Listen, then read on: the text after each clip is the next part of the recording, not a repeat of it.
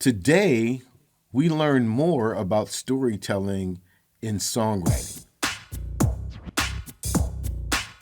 Peace and blessings to you. My name is Jerry B. I am the EntreMusician, and so are you. And so is this fantastic songwriter we're going to dialogue with today. We're going to have a great conversation. His name is Bert Keith. He is the newest member of the EntreMusician. And I got to tell you, this gentleman tells stories like nobody's business. If you're going to listen to a Bert Keith song, be prepared to be enthralled and enter into a world that you never imagined possible. Bert, how you doing, my friend? Good. Thank you for the kind words, Jerry. Awesome. Absolutely. It's the truth. I first want to thank you before we get started here for being an integral member of the EntreMusician. You really do help us reference different viewpoints on songwriting, and I really appreciate that about you, brother. Well, I appreciate you because the group that you put together is a group of very fine people. First, excellent musicians, producers, and really great people, and that's a great foundation to build any kind of group on. So my kudos are for you. Like a glove, though. You know that? I try. I don't know. Let's see if I can keep up with you. We'll see how it goes. No, you do, bro. You just keep right on point, man, and it's really good. There's so many questions that I want to ask you, man. I think maybe though we will start from the end and kind of work our way back, because just pressed up against our interview time here, you are prepared to go out and perform a show in a couple hours. Let's just talk about that for a minute. Okay. Well, I have a kind of a standing show about every 2 or 3 months at Hank Diedel's Tavern in Rockville, Maryland, which is it's definitely the oldest music venue in Montgomery County, Maryland, right outside of DC. And I look forward to it because I get to sing some songs with my sons, and he comes out. He's a singer-songwriter too, and so that's our thing. It's a very special thing when you get a chance to play some music with your own son, and so I really, really, really value that. And the people that come into Hank Diedel's, just like very similar attributes to the EntreMusicians. A lot of people of really good character and, very successful musically. Some more than others, but that's life in general, but all really good people. And it's a community run establishment. In other words, there's a lot of volunteers that work in there, and they put on really good shows, and they have music, basically 7 nights a week. And usually it's, anything from cocktail hour to the regular 8 o'clock show for the premium artists that need to sell tickets. So it's a good thing. Cool. Yeah, very cool. And so it is. Tell me a little bit more about the value of performing music with your son. I don't have that experience, so let's talk about that a little bit. How long have your sons, plural, been into music? Well, it's just my one son, Thomas, or everyone knows him as TK.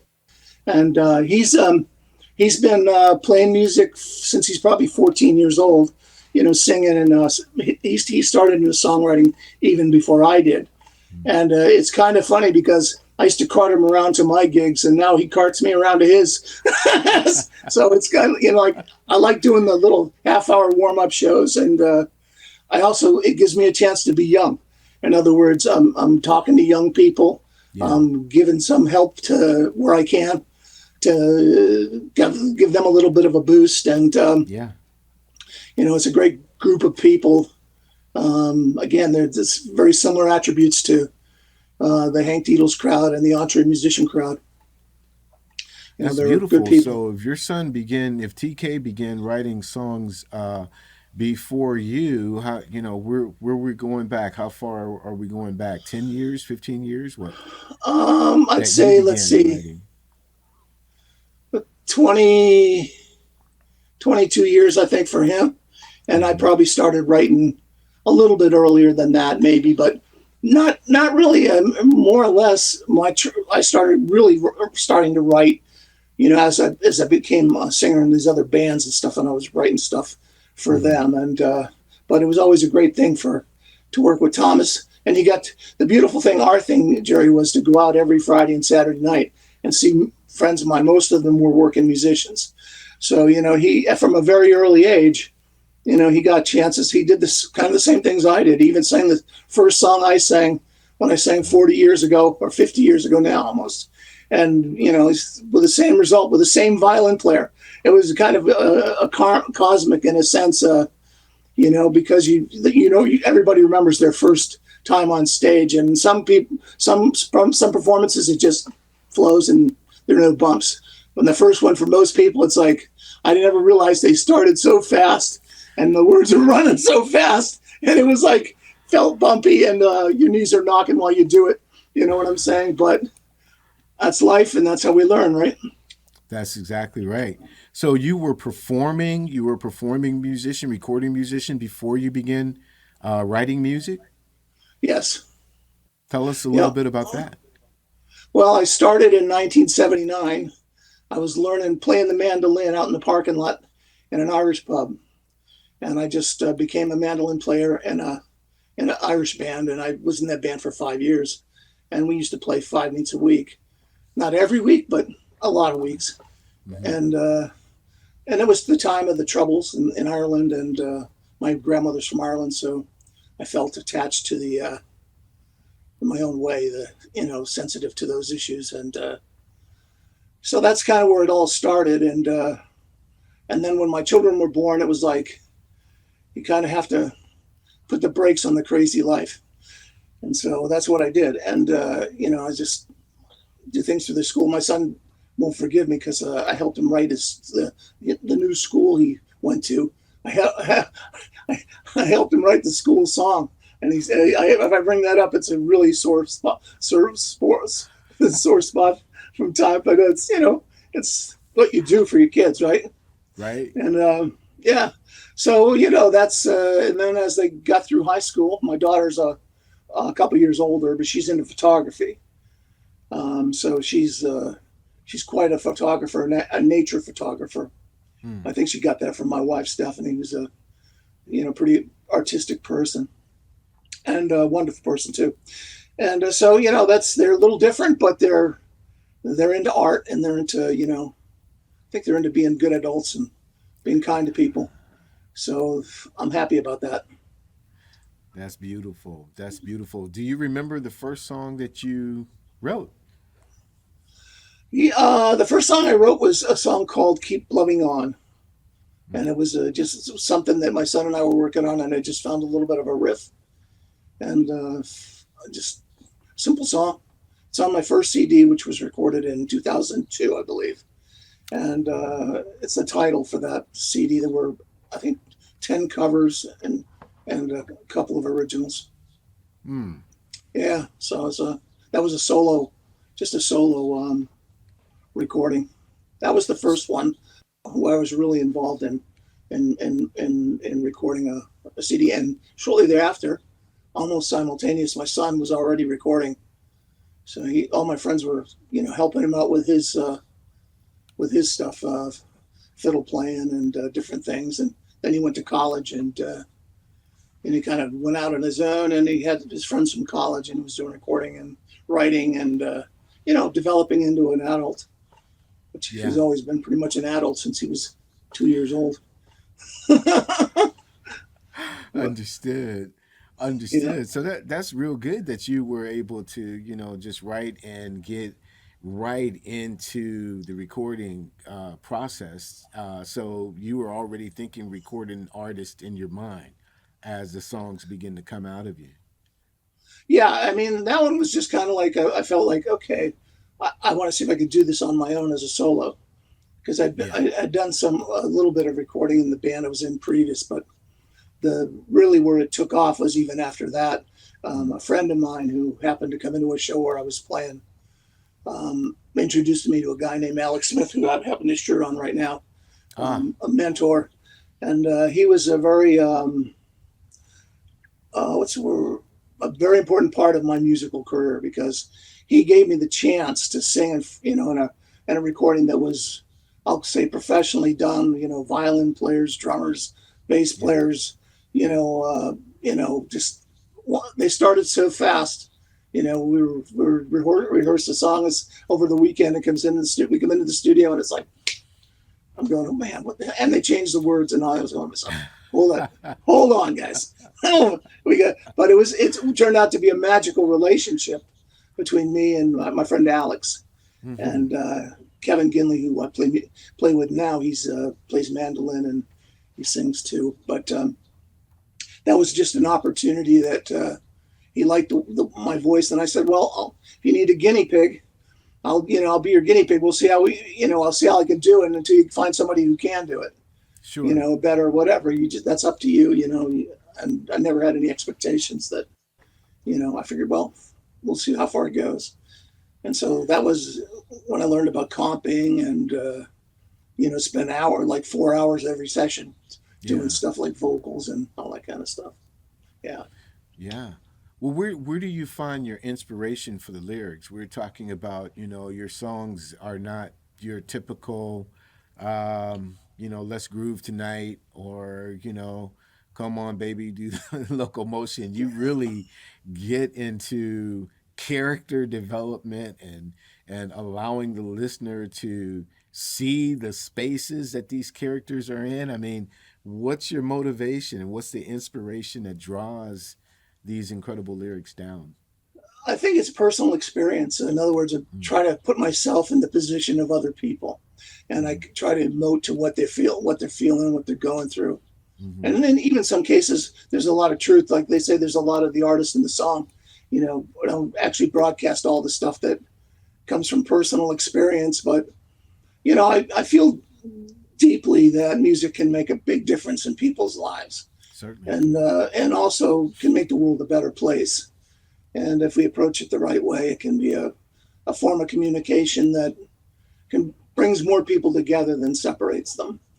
And so, for me, I just finished a song called Somebody Cares. And I wrote that song about when I was sitting in the waiting, in my daughter's, what's the word for it? Urgent care room when she had some medical issues, and dealing with all the well, what do you know? Well, have you done this test? Why are you going to do that test? You get a lot of different things, and I'm going, I don't remember this. Like it's like somebody cares for you. You know what I'm saying? And I'm going to myself, I don't remember that as a kid because I grew up the opposite of most kids. I grew up in a military family, so everybody was the same.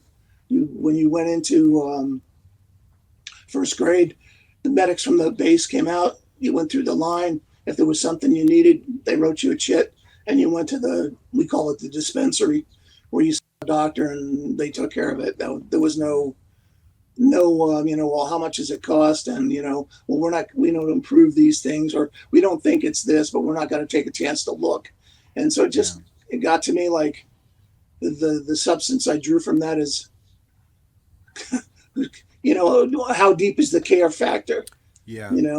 It was more cookie cutter then. It was more like a cookie cutter. Well, it didn't. Yeah, I think it didn't have it throughout all of the. I hate to say this because in reality the world has costs, but it didn't look at it. It didn't have the appearance that was the case. It had the appearance of like, this is our buddy, this is our part of our community. Fix them up. We don't care what it costs. You know what I'm saying? Do your best. I see. Order the test if you need the test. Mm-hmm. Don't be guessing. You know what I'm saying? Yeah. And I think that we could do better if we could get people to work together. So that's a big part of what I am and who I am and what I want to do. Mm-hmm. People get angry, and I understand it. I get angry too. I'm a human being just like everybody else. But I think, we got to kind of take a deep breath and listen, hear it out, sort it out, and make it better. Yeah. And not, we use the power of forgiveness and the power of, just caring put a little extra care in your day, and it's amazing how well it goes.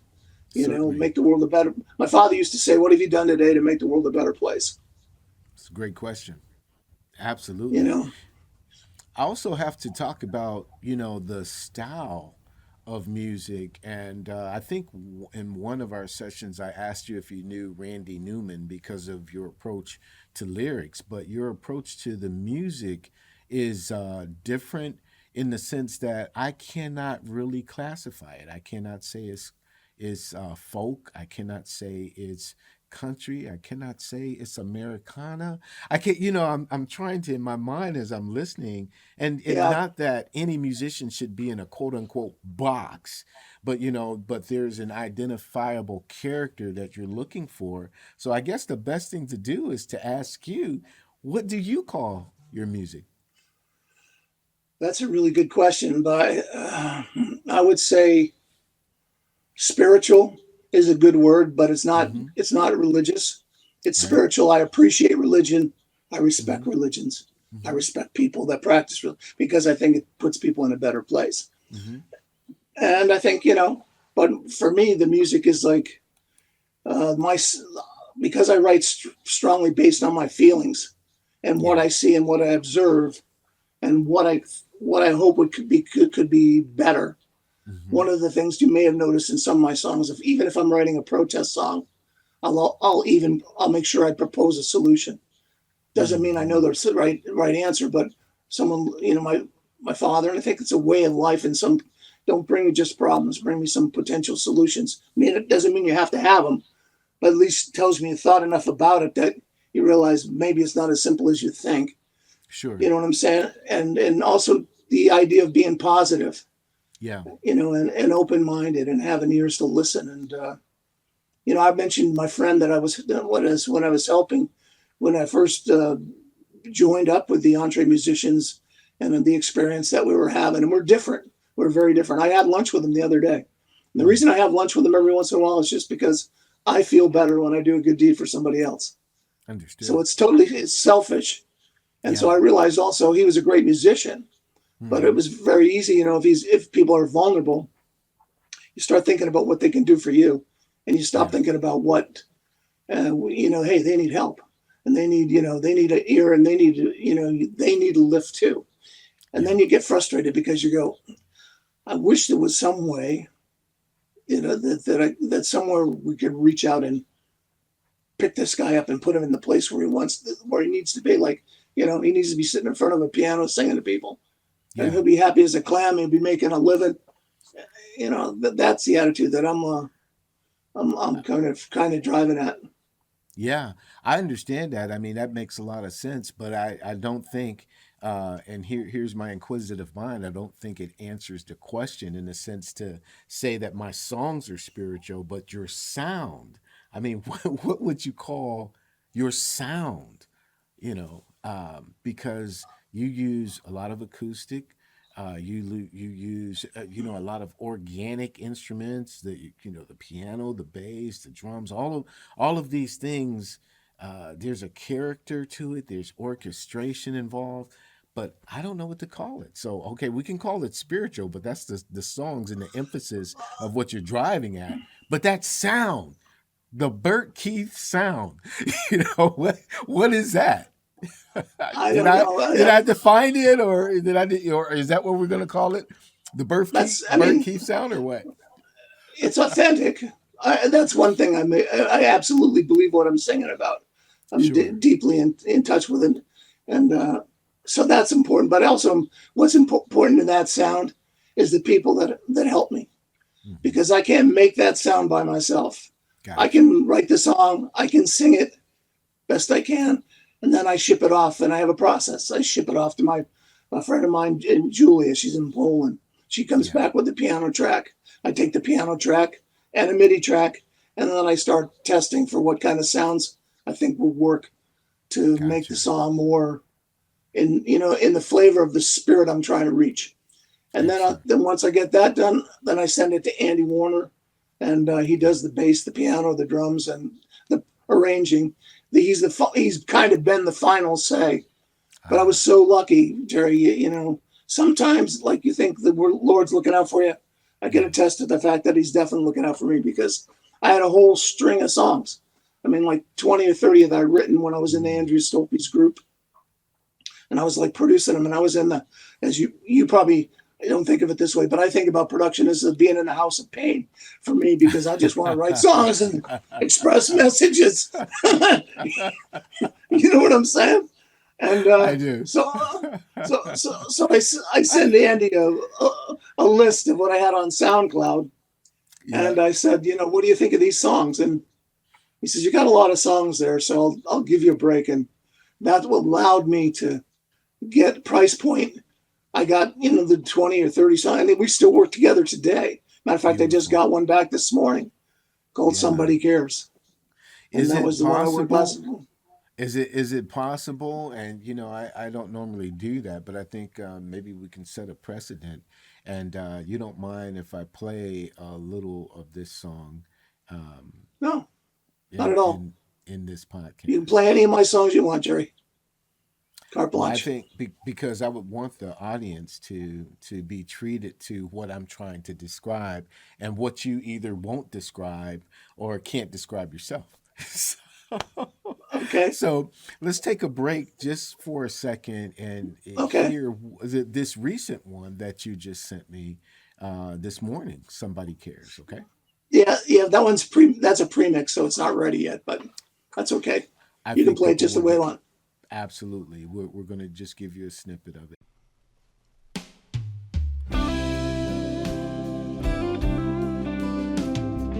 People ask me why I am still singing, why I'm still writing. I don't like getting old. Just give me a minute, I'll answer your questions. I was born alone, but somebody cared. Somebody cared. Somebody cared. Somebody cared for you. So listen and I'll tell you, if you read between the lines, I'm sharing all my answers, one song at a time. Somebody cares. Somebody cares.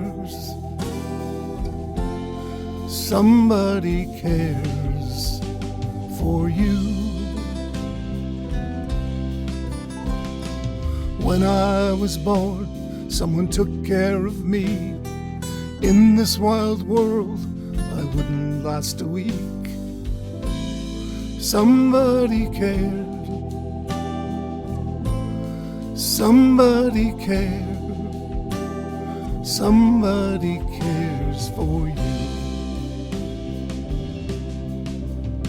So listen and I'll tell you, if you read between the lines, I'm sharing all my answers, one song at a time. Somebody cares. Somebody cares. Somebody cares for you. Each day is full of challenges, we all know that now. But it's good to look back and remember just how somebody cared. Somebody cared. Somebody cared for you. So listen and I'll tell you, if you read between the lines, I'm sharing all my answers, one song at a time. Somebody cares. Somebody cares. Somebody cares for you. Remember, somebody cares for you.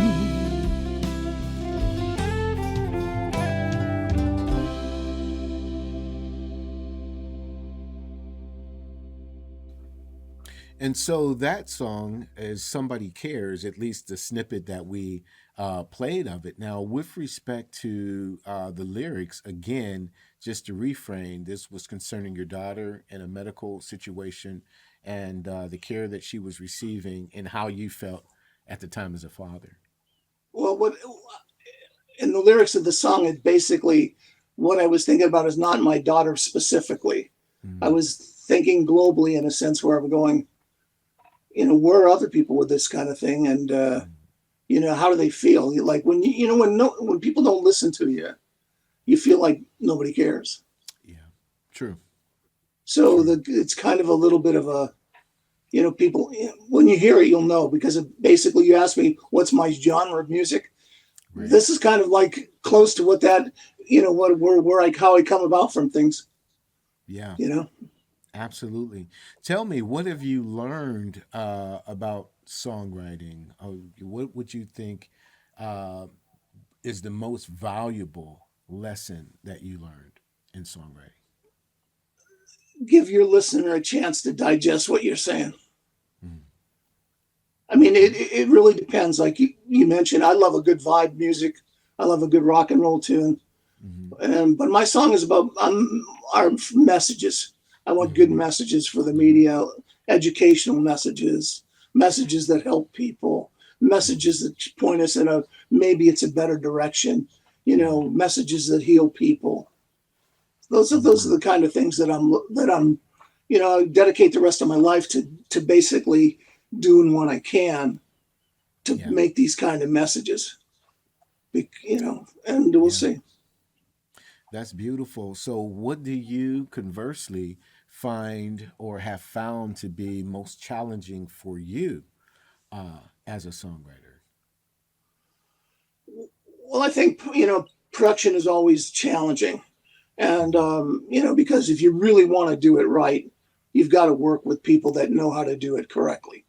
And, you need a team you cannot do it for yourself or by yourself. You have to build a team, and that team has to believe in what you're doing. And, and then you just I've been building and building and building, and I'm still in the building process. And my goal is to just kind of like keep going and keep going and keep going. Sometimes it's hard, but, I do what I can with the budget I've got.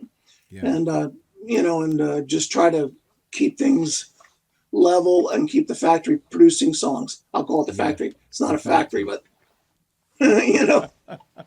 Yeah. The Bert Keith factory. Not to be confused with the hit factory, because your songs really do hit home. And I mean that, in a personal way. When we have our listening sessions on Saturday mornings and Sunday evenings, and a lot of the material that's presented is beautiful. And, I really take it to heart that, there's something beyond the instrumentation. There's something going on that you, like you said, at the spirit level that you could really just, just latch onto and digest. So I appreciate that about your music. And I know I know that you have to get to a performance, so I'm not going to belabor the time. But I'm a little curious if you would like to share. What do you think is the most valuable thing that you've learned since joining us as an EntreMusician? Well, I think the spirit of cooperation, the truth, the ability for people to just in a nice way call you out and say, hey, you got to do this. I think it's important because I work with a lot of younger musicians in different groups and stuff. And there's two things they need. One is confidence. Yeah.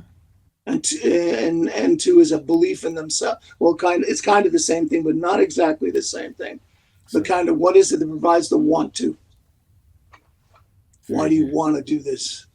Yeah. And then you got to have somebody who's just, honest. And that's why I was attracted to the group. And the first time we talked, the first time I attended one of your sessions, I could tell that, you are very nice, but you're very much, this is the way it works.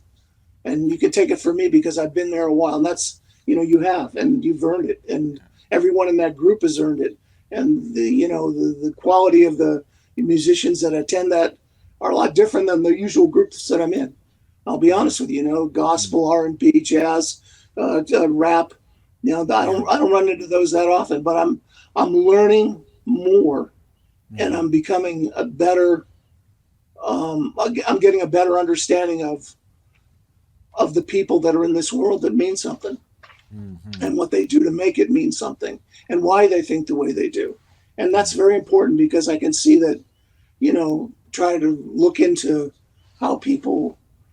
what circumstances people go through life and how they accomplish things. And in spite of any kind of adversity, I'm a big believer in, let's move forward.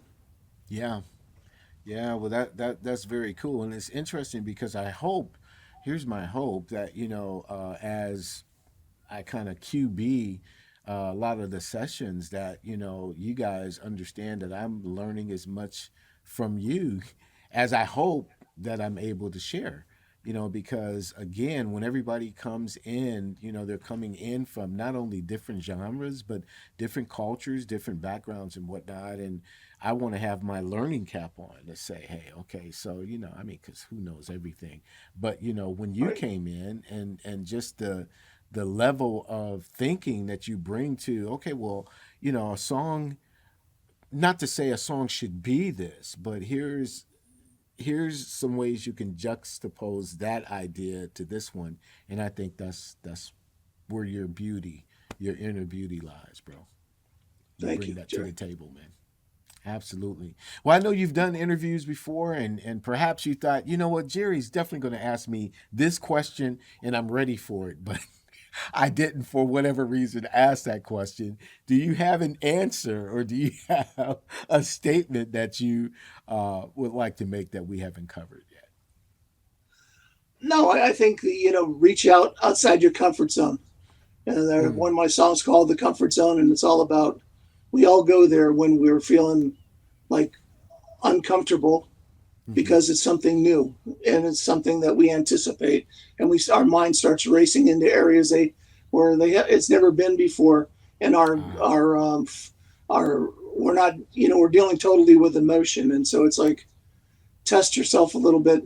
Most 99% of people out in the world are good people, and you have to have some faith in that, and so it's to try to be kind to other people first, and also give yourself a little bit of space, and have confidence that most people want the best for you. Yeah, that's beautiful. That's Yeah. absolutely fantastic advice. And people can reach out to you at your website, bksingersongwriter.com. Is there any other ways that you have for people to reach out and grab you, Bert? Yeah, you can email me at bksingersongwriter at icloud.com. At iCloud.com. Very, very cool. Well, this has been a wonderful, wonderful opportunity to speak with you, bro. I appreciate it. And hey, yo, go and light the place on fire tonight. Okay. We're going to try to we'll find us some more stage divers, and we'll find us some more EntreMusicians, because the world is ready for you, Jerry, and we just got to get this to happen. It's going to happen. It's a good thing for them. Yeah, it's a good thing. One brick by brick by brick. That's how we build it, right? Exactly. Yeah. Just keep one foot in front of the other. Do a little bit every day, and it's light work, isn't it? If everybody does a little bit of work every day, it's a light work. Absolutely. Well, I certainly appreciate you, man. You have a great, great performance this evening, and we'll talk soon. Absolutely, Jerry. All the best to you. All the best. That's going to do it for this episode of the EntreMusician Podcast. Bert Keith, check him out, bksingersongwriter.com. And maybe, here's what we'll do. Maybe you can email us here at the EntreMusician, or email bksingersongwriter at icloud.com and tell Bert what sound you think what is this? Yeah, maybe you can define his sound, and we'll see what happens, okay? But as we always say as we end, please like this video, share this video with someone, tell everybody you know, and maybe 13 people you don't, that you get down with the EntreMusician. Definitely join us. Do just like Bert did. Just give me a call, schedule a call here, and we'll take 15 minutes to find out what your artistry is, and you can Let us know if you think we're a good fit for you. I'm almost sure we will be. Okay? Peace and blessings to you today. My name is Jerry B. I am the EntreMusician. And so are you. We will see you next time. God bless.